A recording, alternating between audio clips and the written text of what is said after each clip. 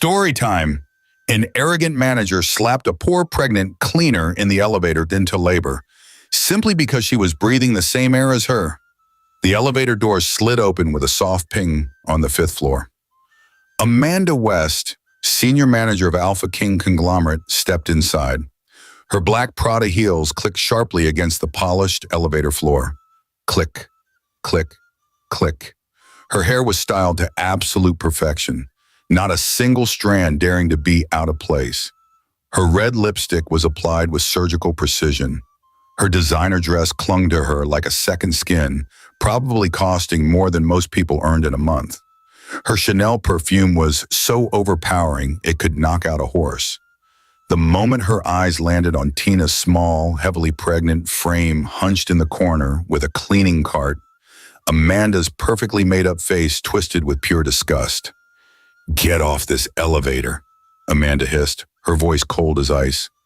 Right now. Tina's heart dropped to her feet. She pressed herself further into the corner, one hand instinctively cradling her 9-month belly. Her worn cleaning uniform hung loose on her thin frame. Dark circles shadowed her eyes from months of exhaustion and barely eating enough. "You stink," Amanda continued, her nose wrinkling like she had just stepped in something rotten and dead. "How dare you share the same elevator as me? Do you know who I am? You're just a cleaner, a nobody. You should know your place. Get out now and take the stairs where you belong." "Please, Ma," Tina whispered, her voice trembling like a leaf in a storm. She bowed her head low, trying to disappear into the corner. "I'm really sorry, Ma. I can't take the stairs because of my condition. I'm 9 months pregnant. My supervisor, Mrs. Tayo, gave me permission to use the elevator. We'll reach the 10th floor in just a few minutes. Please, Ma, I beg you." But Amanda's face only twisted with more rage. Her expensive heels began clicking toward Tina like the ticking of a time bomb. Click, click, click. Each step echoed in the small elevator space. "I said get out!" Amanda shrieked, her voice rising to a pitch that could shatter glass. "I will not share this space with someone like you. You disgust me. You smell like rotten flesh. You're breathing my air." Before Tina could even process what was happening, Amanda's perfectly manicured hand flew through the air like a striking cobra. The sound cracked through the elevator like a whip. The force was so brutal that Tina's head snapped violently to the side. Her body stumbled backward, crashing into the metal cleaning cart with a sickening thud. The sharp edge of the cart dug straight into her swollen 9-month belly. White-hot pain exploded through Tina's body like a bomb going off. She gasped, her breath catching in her throat, both hands flying instinctively to cradle her stomach. "My belly!" Tina cried out, her voice breaking with agony. "Please, Ma, you're hurting me." And then she felt it. Warm liquid gushing down her thighs, soaking through her uniform, pooling rapidly on the elevator floor beneath her feet. Her water. Her water had just broken. Pure, absolute terror seized Tina's chest, making it hard to breathe. "Ma, please," Tina gasped through the blinding pain, tears streaming down her face uncontrollably. "My water just broke. I think I'm going into labor. Please, I need help. I need to get to a hospital. Please help me. My baby." "I said you should get out now," Amanda screamed, her face red with uncontrolled fury. "Get off this elevator!" But Tina was still on the floor, clutching her belly in terrible pain. The woman towered over her like a demon, pointing down at her with rage in her eyes. "You should know your place," Amanda shrieked. "You and I cannot be sharing the same elevator. You're just a common cleaner. Get off now and take the staircase. And make sure you wipe down this elevator to clean your disgusting stench from it." She didn't care that Tina was in terrible pain. She kept yelling, kept shouting. Then she began kicking Tina with her expensive heels, telling her to get up. "Get up from the floor. Get up now." "Please, Ma," Tina begged weakly, her vision starting to blur from the pain. "You're hurting me. My tummy hurts so much. Please, Ma." Amanda wasn't listening. She was trying to force Tina to get up, to get out of the elevator. Tina managed to struggle to her feet, barely holding her belly with both hands. Everything hurt. Everything was wrong. "Ma, please," Tina whispered desperately. "I think my water just broke. I need help." But Amanda's response was another hard slap across Tina's face. "Who are you trying to blackmail?" Amanda screamed. "Did I touch you? Did I push you? Who are you trying to manipulate? I said get off now." And then Amanda shoved her, hard, with both hands, using all her strength. This time Tina had no balance at all. She fell backward like a stone being dropped. Her head slammed against the cold metal elevator wall with a sickening crack that echoed in the enclosed space. Pain exploded in her skull. Stars burst across her vision, and then she was falling, her belly smashing against the cleaning cart that was by the side. The impact was devastating. Tina felt something tear inside her, something vital and important. "Lord, help my baby," Tina whispered, her hands pressing weakly against her belly one last time. "Please, save my baby." Then everything went black. The world disappeared. Consciousness slipped away like water through her fingers. Tina collapsed on the elevator floor and didn't move again. When Amanda saw that Tina had collapsed and was no longer moving, she froze for just a moment, terror flickering across her perfect face. But she quickly pushed it down, regained her composure, and straightened her designer dress. "I didn't touch you," Amanda said to the unconscious woman bleeding on the floor. "I did not touch you. Stop pretending. You better get up now and go do your job." But Tina didn't move, couldn't move. Amanda quickly pressed the button for the 10th floor. The elevator began moving again, carrying its terrible secret upward. When the doors opened with a cheerful ding, Amanda stepped over Tina's unconscious body like she was stepping over a puddle on the sidewalk. She walked out into the 10th floor hallway, her heels clicking confidently against the marble floor. Click, click, click. She never looked back. Not even once. The elevator doors slid closed, leaving Tina alone, unconscious, bleeding. Her baby fighting for life inside her as oxygen became scarcer with every passing second. And nobody knew. Nobody knew that a woman and her unborn child were dying just feet away. Many years ago, when life made sense. But Itona's story didn't start in that elevator. It didn't begin with blood and betrayal and a fight for survival. Many years ago, Tina was once a young woman who thought she had life all figured out. She had dreams that sparkled like stars in the night sky. She had hope that burned bright and steady in her chest. She had plans for a future that seemed so clear, so certain, so absolutely perfect. But life, as it often does, had other plans entirely. Tina was 29 years old when she met David Richardson in her final year at university. She was studying data analytics consistently at the top of her class, with a brilliant mind that could see patterns where others saw only chaos. David was studying business management, smooth-talking and charming, with ambitions that reached beyond the clouds and dreams bigger than the sky itself. They met in the university library during the stressful final exam season. Tina was hunched over her laptop, fingers flying across the keyboard as she coded frantically for a major project due the next morning. David walked by, glanced at her screen, and stopped dead in his tracks. "Is that a predictive algorithm?" he asked, leaning over her shoulder with genuine interest in his voice. Tina jumped, nearly knocking over her coffee cup. "Excuse me? That code you're writing, it's incredible. Brilliant, actually. Are you building a predictive model?" Tina looked up at him for the first time. He had warm brown eyes that seemed to glow with enthusiasm and a smile that could light up the darkest room. "Yes, for my final project.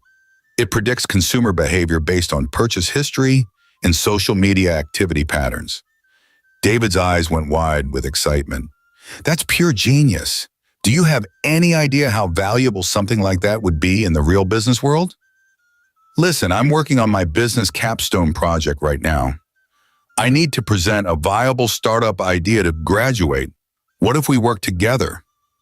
Your incredible technical skills combined with my business strategy, knowledge. We could build something absolutely amazing together. Tina studied this confident, enthusiastic stranger and felt something spark to life in her chest. Something that felt like possibility, like hope, like the beginning of something important. Okay, she said, making a decision that would change her entire life. Let's build something amazing together. And that was how it all began. For the next several months, Tina and David were practically inseparable. They spent every waking hour together, working intensely on their joint project. They presented their comprehensive business plan to the university's entrepreneurship panel and won first place, beating out dozens of other teams. They secured a small but crucial grant to help launch their startup dream. And somewhere along the way, between the endless late-night coding sessions and the coffee runs at 3 in the morning and the shared dreams of changing the tech world, they fell deeply in love. "We're going to be huge," David would say, his eyes shining with ambition and certainty. "You and me, Tina, we're going to build an empire together. We're going to change everything." After graduation, they officially launched their company, Data Vision Technologies.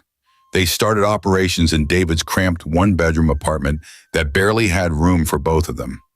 Tina set up her workstation at the small kitchen table, surrounded by monitors and keyboards and notebooks filled with complex code. David took client calls from the tiny bathroom because it was literally the only quiet space in the entire apartment. They had nothing. No money to speak of, no powerful connections, no safety net if things went wrong. They survived on instant noodles for breakfast, lunch, and dinner because that was all they could afford. They wore the same clothes 3 days in a row because laundry cost money they didn't have. The summer heat was absolutely unbearable, but they couldn't turn on the air conditioning because the electricity bill was already way too high for their nearly empty bank account. But they had each other, and they had a dream that felt bigger and more important than their difficult circumstances. Tina built every single software system from absolute scratch, writing code line by line, algorithm by algorithm. She worked 18, sometimes even 20-hour days until her fingers cramped from endless typing and her eyes burned from staring at computer screens for so long.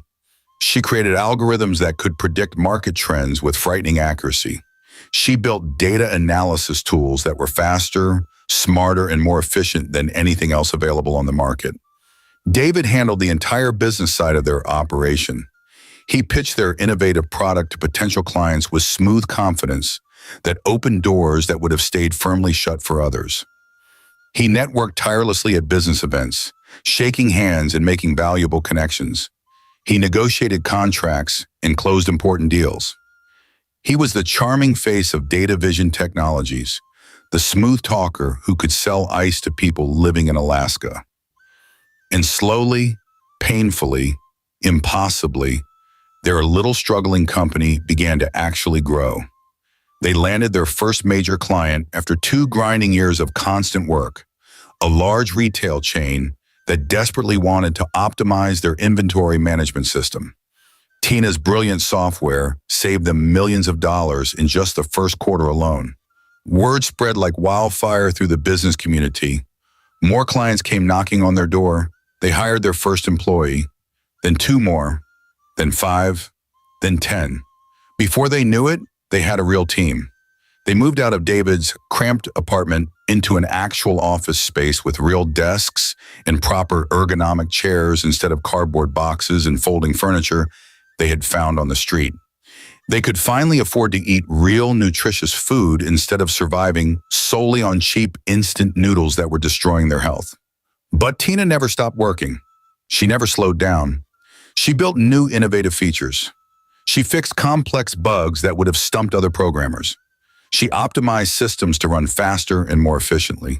She trained every new programmer they hired, patiently teaching them her methods and standards. For 8 long, grueling years, Tina poured her entire heart, soul, and every ounce of her energy into Data Vision Technologies. 8 years of sleepless nights and skipped meals and sacrificed friendships and missed family events. 8 years of believing with her whole heart that she was building a future with the man she loved more than anything. 8 years of thinking they were true partners in every possible sense of that word. Tina never once asked David to put her name on any official company documents. She never demanded equity or ownership shares or legal partnership status. In her mind, in her heart, they were building this amazing company together as a team. They were partners. When they eventually got married, and she was absolutely certain they would get married someday, everything they had built together would belong to both of them anyway. Besides, David always made absolutely sure she knew how much he valued her contributions. "You're the true genius behind everything we've accomplished," he would tell. He'd tell her, kissing her forehead tenderly after another exhausting late night of coding. "I'm just the guy who sells what your brilliant mind creates. You're the real star of this entire company, Tina. Honestly, none of this would even exist without you and your incredible talent." So Tina just kept working, and working, and working even more. She built complex systems and detailed protocols from nothing but her technical knowledge and sheer determination. She pitched confidently to investors right alongside David, presenting the intricate technical specifications while he smoothly handled the business projections and financial forecasts. They worked together as a seamless, perfectly synchronized unit, often finishing each other's sentences, supporting each other through the incredible stress and constant pressure. By year 8, Data Vision Technologies had 15 full-time employees on their payroll. They had impressive clients all across the country, both local companies and major international corporations. Their innovative software was being actively used by major businesses everyone had heard of. The company was professionally valued at over $12 million. Tina was proud of everything they had built together. She was bone-tired, yes, completely burned out, definitely, but she was deeply proud. She thought David felt exactly the same way about their shared accomplishment. She was catastrophically wrong. It was a Monday morning. Tina would remember that specific detail with crystal clarity for the rest of her entire life, because she had always hated Mondays with a passion. She walked into the familiar Data Vision Technologies office at exactly 8 o'clock, carrying her usual cup of cheap convenience store coffee and a thick folder absolutely stuffed with code revisions she had worked on obsessively all weekend long. The very moment she stepped through the front door, she immediately knew something was terribly, horribly wrong. The usually bustling office was far too quiet. Her co-workers were gathered in tight, nervous clusters throughout the room, whispering urgently to each other with worried expressions. When they saw Tina walk in, they fell completely silent. Their eyes darted to her face and then quickly away, like they couldn't bear to actually look at her directly. A cold, heavy knot of dread formed instantly in Tina's stomach, making her feel sick. "What's going on?" she asked, her voice coming out smaller and weaker than she intended. Sarah, one of the junior programmers who Tina had personally trained, looked like she was about to burst into tears. Her eyes were already red and swollen. "Tina, you really don't know?" "Know what?" Tina set down her coffee with a hand that had started trembling without her permission. "David sold the company," another co-worker said, his voice thick with barely suppressed rage and disbelief. The words didn't make any sense. Tina's brain couldn't process them. They seemed to be in English, but they weren't connecting to any meaning. "What?" "He sold Data Vision Technologies," Sarah said, tears now actively spilling down her cheeks. 3 days ago, to Alpha King Conglomerate, for $10 million, and Tina, he left. He left the country yesterday morning. His phone is completely disconnected. All his email addresses are shut down. He's just gone, vanished, like he never existed. The entire world stopped spinning. Everything went absolutely silent. Tina couldn't hear anything over the deafening roaring in her ears that sounded like an ocean crashing inside her skull. "No," she whispered, shaking her head in denial. "No, that's not. David wouldn't. He couldn't." But even as the words left her mouth, she could see the truth written plainly on every face surrounding her, the devastation, the anger, the pity in their eyes when they looked at her.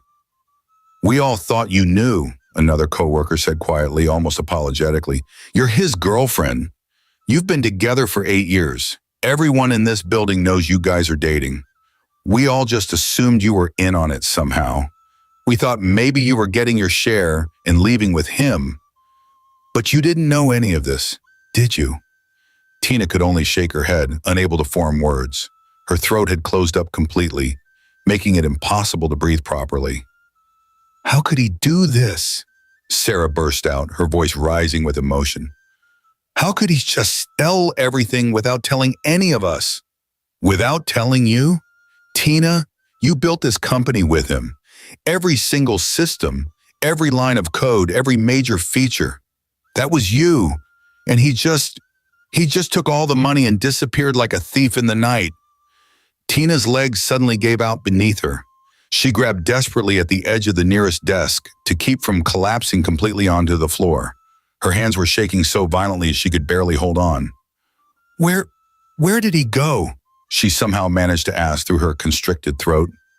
Someone said Los Angeles, a programmer offered hesitantly. There are photos circulating on social media already. He's with some woman, a model apparently. They met at that big tech conference in San Francisco last month. The room began spinning wildly. Tina couldn't breathe, couldn't think, couldn't process any of what she was hearing. 8 years, 8 entire years of her life, 8 years of believing with her whole heart that they were building something beautiful together, that they were true partners, that they were deeply in love and committed to each other. 8 years of working herself literally to exhaustion for their shared dream of success. And David had sold it all without a word, taken $10 million, run away with another woman he had just met, and never even had the basic decency or respect to tell her to her face, to give her any warning at all. Tina somehow made it to the bathroom before her legs completely gave out. She collapsed onto the cold tile floor and vomited violently until there was absolutely nothing left in her stomach. Then she dry heaved painfully until her ribs ached and her throat was raw and bleeding. She pulled out her phone with trembling, shaking hands and dialed David's number with fingers that could barely press the right buttons. It rang once, twice, then a cold, mechanical, emotionless voice. The number you have dialed is no longer in service. She tried again, thinking maybe she had dialed wrong. Same automated message. She tried calling the business line David had always used for client calls. Disconnected. She tried emailing him at every address she had ever used to contact him. Every single message bounced back immediately. Email address does not exist. David had systematically erased himself from her life as completely and thoroughly as if he had never existed at all. As if 8 years together meant absolutely nothing. As if she meant nothing. Tina sat on that cold bathroom floor for over 2 hours, crying until her eyes were swollen completely shut, and her throat was so raw she could barely swallow. Her co-workers eventually stopped knocking on the bathroom door to check on her. What was the point? What was the point of anything anymore? When she finally managed to drag herself out of that bathroom, the office was nearly empty. Most people had just gone home. Why bother working when the company they had all built together had just been sold out from under them without warning? Tina walked out of the Data Vision Technologies building for the last time. The company she had sacrificed absolutely everything for. The business she had helped build from literally nothing with her own hands and mind no longer belonged to her. It never had belonged to her, legally speaking. She had been far too naive, too trusting, too stupid to protect herself and demand her fair share. She went directly to her friend Laura's apartment and collapsed on the couch like a puppet with its strings cut. "He's gone," Tina said, her voice completely hollow and empty of all emotion. "He sold everything, took all the money, and he's just gone." Laura held her while she cried. For 3 entire days straight, Tina did absolutely nothing but cry. She cried until she literally had no tears left in her body. She cried until she felt completely empty inside, like someone had scooped out everything that made her human and left behind nothing but a fragile shell. But life, cruel and relentless as it was wasn't done destroying her yet. Life had one more vicious joke to play. 4 weeks after David disappeared into thin air, Tina woke up feeling violently, horribly ill. She barely made it to Laura's bathroom in time before she started vomiting uncontrollably. She threw up everything in her stomach, then kept heaving long after there was nothing left to bring up. "Are you okay in there?" Laura called worriedly through the bathroom door. "I think I have food poisoning," Tina called back weakly, slumping against the cold bathroom wall and praying for death. But the next morning she threw up again. And the morning after that, her breast felt oddly sore and swollen. Her body felt different somehow, wrong in a way she couldn't quite identify. And her period, when was her last period? Tina tried desperately to remember. With everything that had happened, the devastating betrayal, the soul-crushing grief, the complete shock, she hadn't been paying any attention to her cycle at all. But now that she thought about it, 6 weeks, maybe 7, her period was at least 6 weeks late. "Oh God, no," Tina whispered, her hand flying instinctively to her stomach. "Oh God, please no." "No, no, no." Laura took one look at Tina's face when she emerged from the bathroom and immediately knew. "I'm going to the pharmacy," she said quietly, grabbing her purse. "I'll be right back."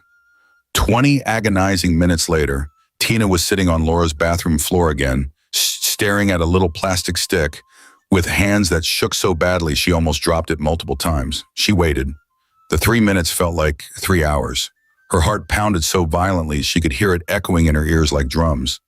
Finally, she looked down at the test result. 2 pink lines. Positive. Pregnant. Tina was pregnant with David's baby. And David was gone, living his best life in Los Angeles with his new model girlfriend, completely unreachable and uncaring. The sound that came out of Tina's throat was something between a hysterical laugh and a broken sob. It was the sound of something fundamental and vital breaking deep inside her, something that could never be fixed or made whole again. She was pregnant, alone, jobless, broke, and completely abandoned by the man she had trusted with her entire future. Laura found her 20 minutes later, still sitting on the bathroom floor in shock, staring blankly at the positive test with empty, devastated eyes. "Oh, Tina," Laura whispered, sinking down beside her and pulling her into the tightest hug. "Oh, honey, I'm so sorry. I'm so, so sorry." "What am I going to do?"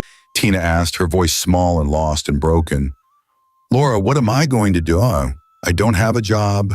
I don't have any money saved. I don't have David.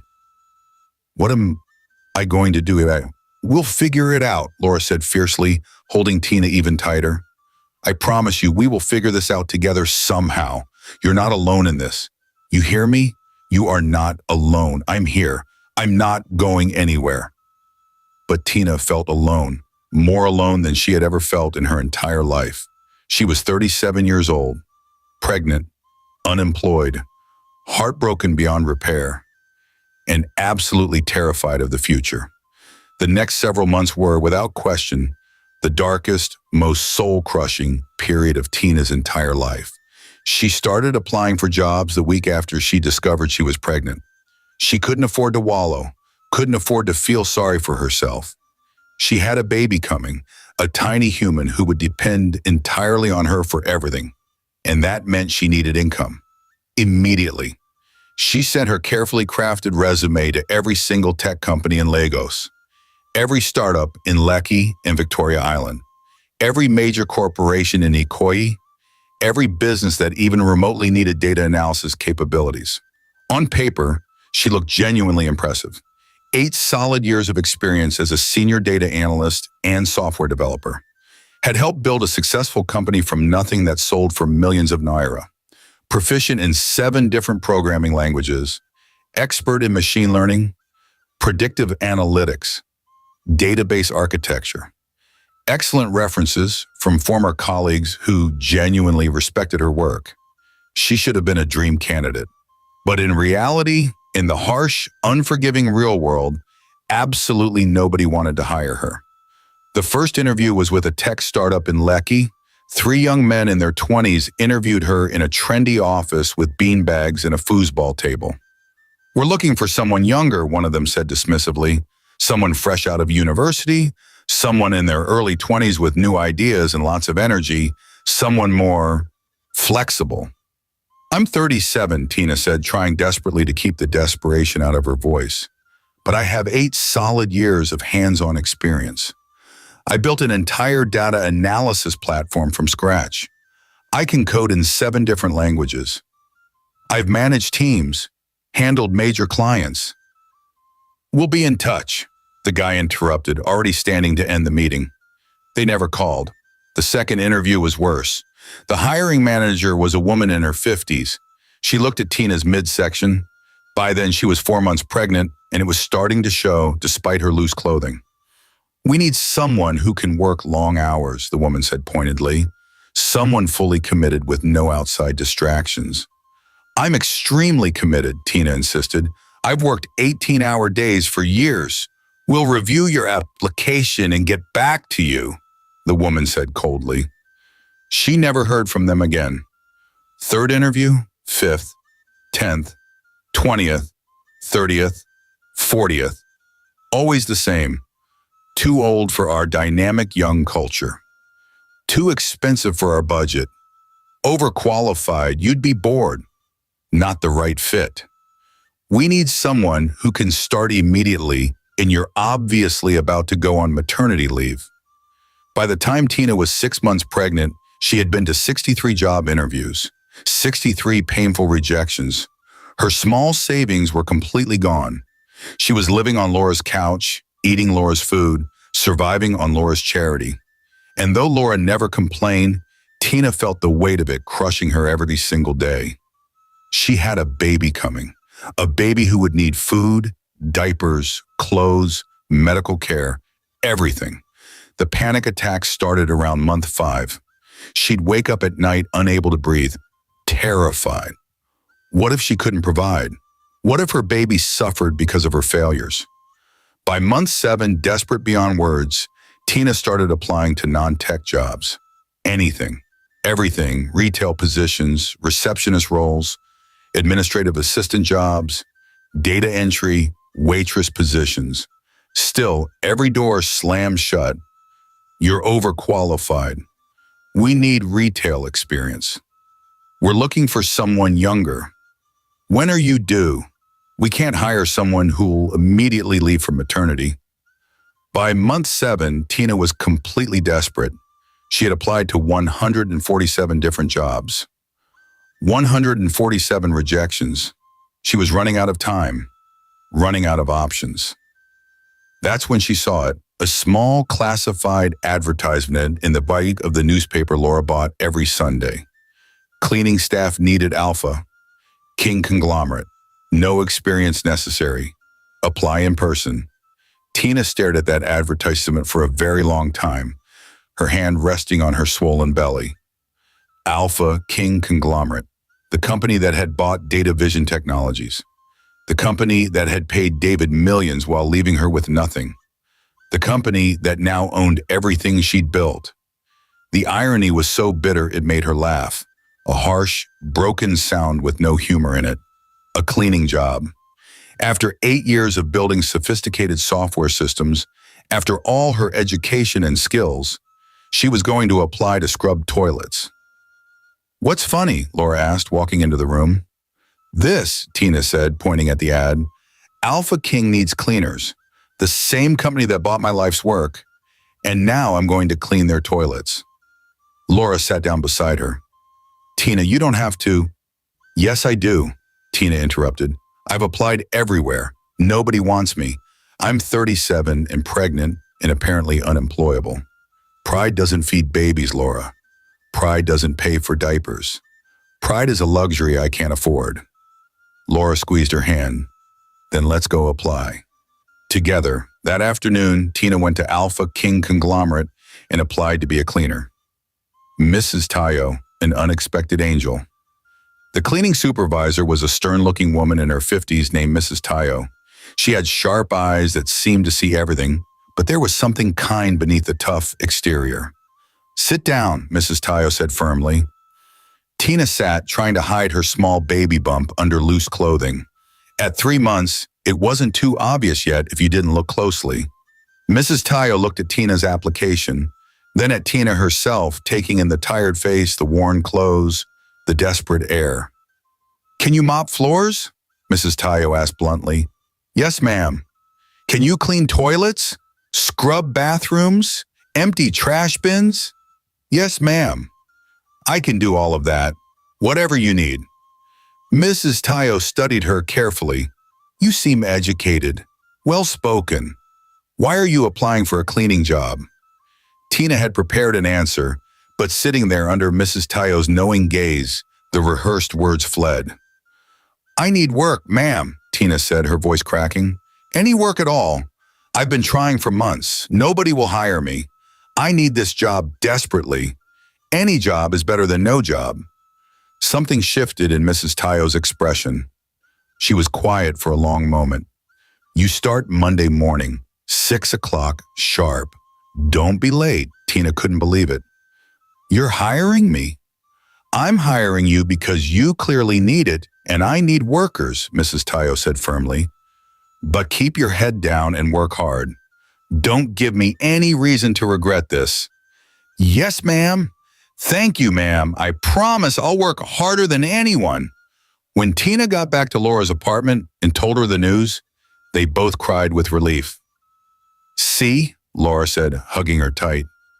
Things are going to work out. You're going to be okay. Tina wanted desperately to believe her. Life as a cleaner, Tina started her new job the following Monday at exactly 5:55 a.m., 5 minutes early because she was terrified of being late. The work was backbreaking in ways she hadn't anticipated. Every morning she woke at 4:30 a.m., dragged herself off Laura's couch, choked down toast, and caught 2 buses to Alpha King.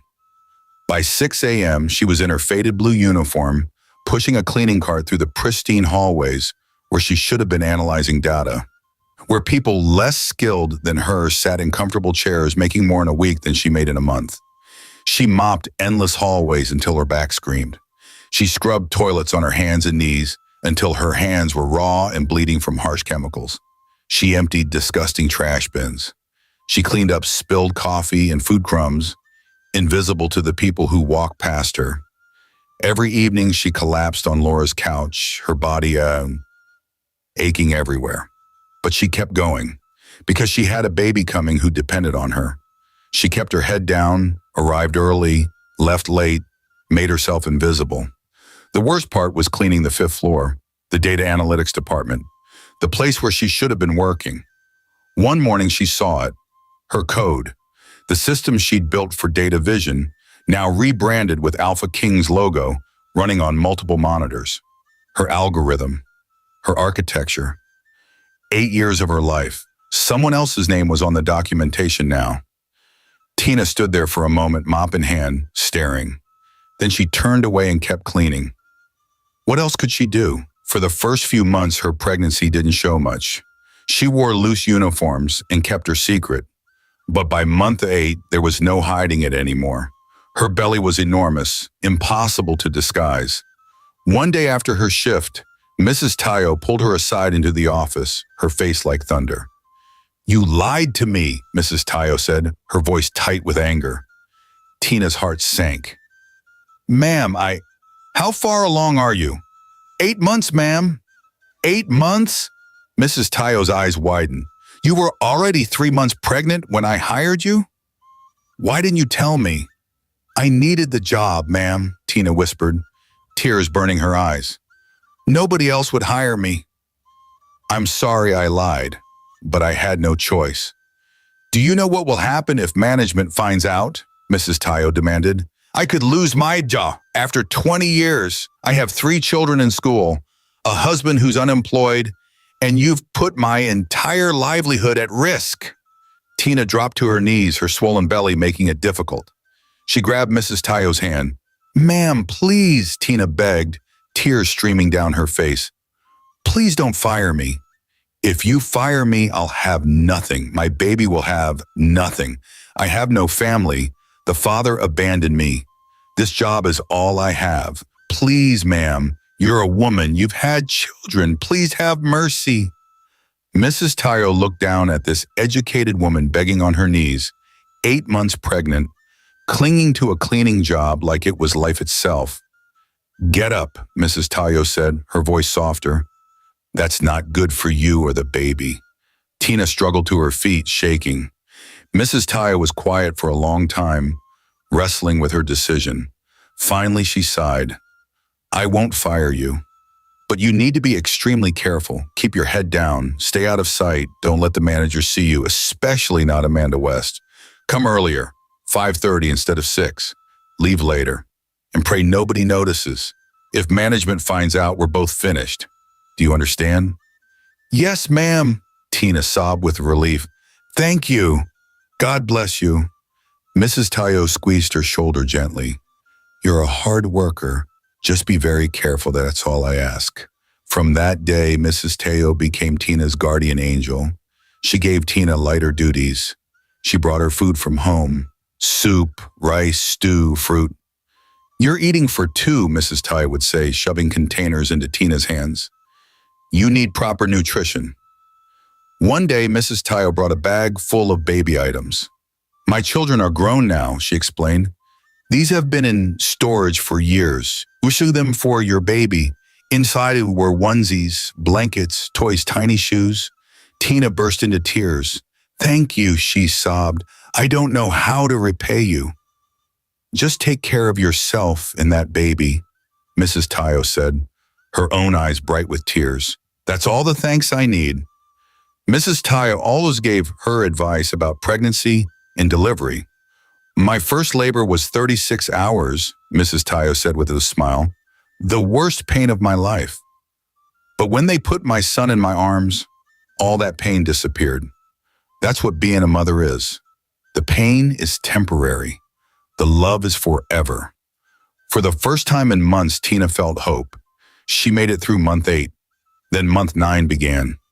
She was enormous now, could barely walk, constantly exhausted. But she kept working because she needed every naira she could earn. And then came that Tuesday morning in her 9th month, just days before she was supposed to start maternity leave. The Tuesday that would change everything. It was a Tuesday morning in Tina's 9th month of pregnancy, 37 weeks and 3 days to be exact. The baby was due in exactly 2 weeks if everything went according to plan. Tina woke at 4:30 a.m. as usual and arrived at Alpha King Conglomerate at 5:30 a.m. By 7 a.m., she had already mopped the 3rd-floor hallways when Mrs. Tayo found her. "Tina," Mrs. Tayo said, slightly out of breath, "I need you to go clean the 10th-floor bathroom right away. There's a mess up there. Someone spilled something everywhere. It needs to be spotless before 8:30. "Yes, Ma," Tina said immediately. "There's an important meeting this morning. Some big investors coming at 9 o'clock. They'll be using the 10th-floor conference room." "I'll clean it well, Ma." "And Tina," Mrs. Tayo added firmly, placing a hand on Tina's arm, "take the elevator. Do not take the stairs. You hear me? You're 37 weeks pregnant. Climbing 10 flights could send you straight into labor." Tina nodded gratefully. "Yes, Ma. Thank you, Ma." Tina pushed her cleaning cart to the elevator and pressed the call button. When it arrived empty, she wheeled inside and pressed the 10th floor button, leaning against the wall to rest. The elevator began its ascent. 1st floor, 2nd, 3rd, 4th, 5th floor, ding. The doors opened and Amanda West stepped inside. What happened next was brutal and swift. Amanda's disgust at sharing the elevator with a pregnant cleaner, her verbal assault, the vicious slapping and kicking, Tina's water breaking, Amanda's final violent shove that sent Tina's head crashing against the elevator wall. Then Tina collapsed, unconscious and bleeding, while Amanda stepped over her body without a backward glance, her heels clicking away on the 10th floor as if nothing had happened. The elevator doors closed, leaving Tina alone, unconscious, bleeding from her head, her water broken, her baby inside fighting for oxygen as the placenta detached. And nobody knew. The elevator sat motionless on the 10th floor, hiding its terrible secret. Tina had maybe 10 to 15 minutes before both she and her baby would be dead. This is not the end. Stay tuned for the next part. Don't forget to subscribe and give this video a thumbs up. It's free. See you in the next one.